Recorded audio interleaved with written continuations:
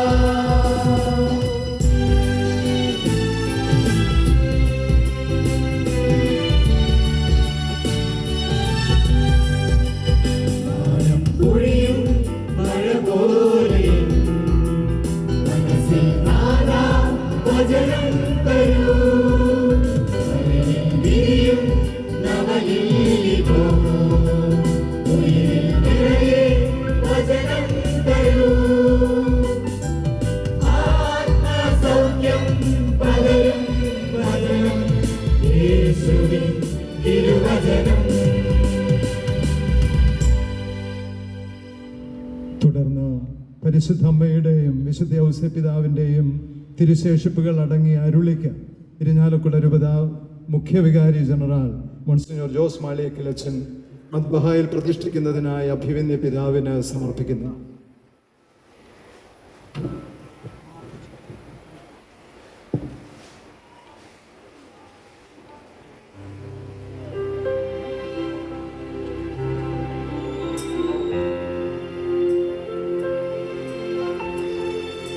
കർത്താവേ, ബലവാനായ ദൈവമേ, അങ്ങയോട് വിനീവ്രം പ്രാർത്ഥിക്കുന്നു. അങ്ങയുടെ കൃപാവരം ഞങ്ങളിൽ നിറയ്ക്കണമേ.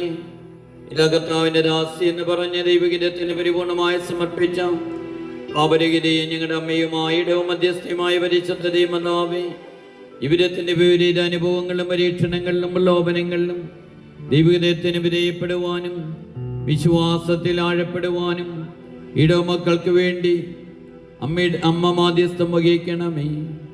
തിരുസഭയുടെ സംരക്ഷകനും തിരുക്കുടുംബത്തിന്റെ കാവൽക്കാരനുമായ വിശുദ്ധ യോസേപ്പേ, ഇടവകയിലെ കുടുംബങ്ങളിൽ വിശുദ്ധിയും പരസ്നേഹവും നിറയുവാനും ഓരോ മക്കളും തിരുസഭയോട് ചേർന്ന് നിന്ന് അധ്വാനിക്കുവാനും സ്വർഗത്തെ ലക്ഷ്യമാക്കി ജീവിക്കുവാനും ഞങ്ങൾക്ക് വേണ്ടി പ്രാർത്ഥിക്കണമേ.